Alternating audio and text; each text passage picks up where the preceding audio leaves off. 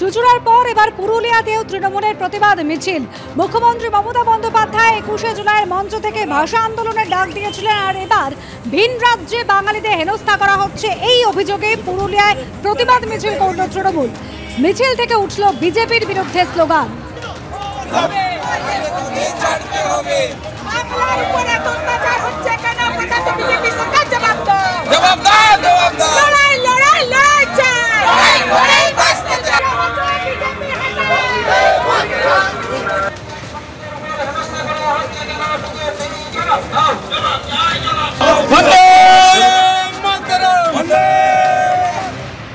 রাজ্যে পরপর অসম সরকারের নোটিশ, প্রতিবাদে তৃণমূলের বিক্ষোভ। কোচবিহারের বক্সিরহাটে অসম বাংলা সীমানায় বিক্ষোভ সমাবেশ। বিক্ষোভ সমাবেশে বলছেন উদয়ন গুহ। উপস্থিত রয়েছেন নোটিশপ্রাপ্ত কোচবিহারের 3 বাসিন্দা। হাজির নোটিশপ্রাপ্ত উত্তম কুমার ব্রজবাসী, আরতি ঘোষ ও নিশিকান্ত দাস।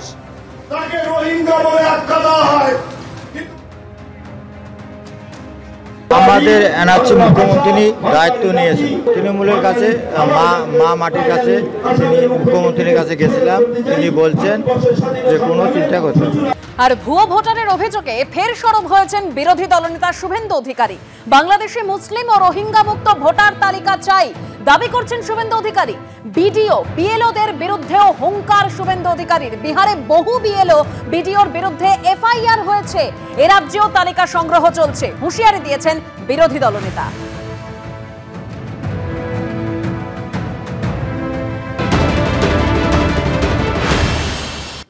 আমরা বাংলাদেশি মুসলমান এবং রোহিঙ্গা মুক্ত ভোটার তালিকা চাই, বিহারের মতো পরিষ্কার কথা। ইলেকশন কমিশন বুঝবে। বিহার সরকার ইলেকশন কমিশনকে সাহায্য করেছে। 403 জন বিএলওর নামে এফআইআর হয়েছে, 52 জন বিএলও অ্যারেস্ট হয়েছে। এবং এখানেও পার্মানেন্ট স্টাফ থাকা সত্ত্বেও ওই গ্রামে প্যারা টিচার, ভোকেশনাল পার্ট টাইমারকে বিএলও করেছে।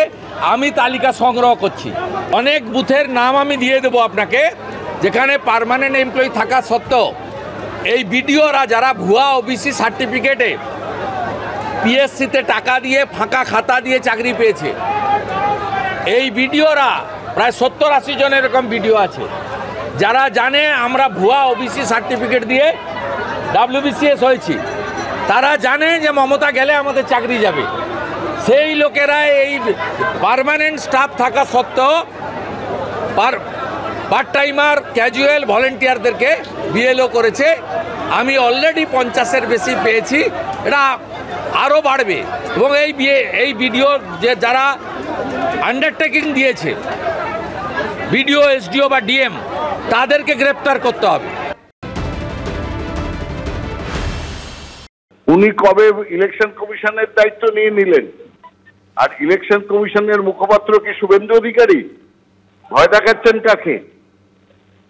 এই বিজেপি আর ইলেকশন কমিশন মিলে ভোটার লিস্ট ঘোটালা করে দিকে দিকে নির্বাচন যে তার ছক করছেন।